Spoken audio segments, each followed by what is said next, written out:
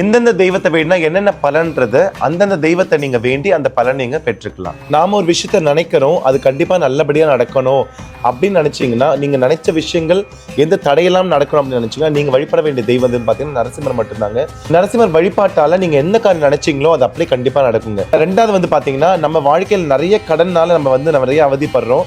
அந்த கடன் தொழிலிருந்து நம்ம வெளியில வரணும் அப்படின்னா நம்ம எந்த சாமி வழிபடணும்னா நம்ம துர்க்கை அம்மனை வழிபடுங்க. துர்க்கை அம்மன் வழிபடுறதுனால நம்மளோட கடன் தொல்லைகள் எல்லாமே படிப்படியா குறைஞ்சு வருங்க.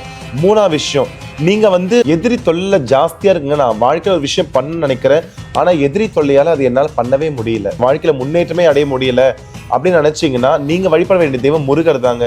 முருகரை நீங்க வழிபட்டீங்கன்னா சத்ரு சம்ஹாரம் ஆயிடும். அதாவது நமக்கு எதிரியே இல்லாத வாழ்க்கை முருகப்பெருமாள் நமக்கு கிடைக்குங்க.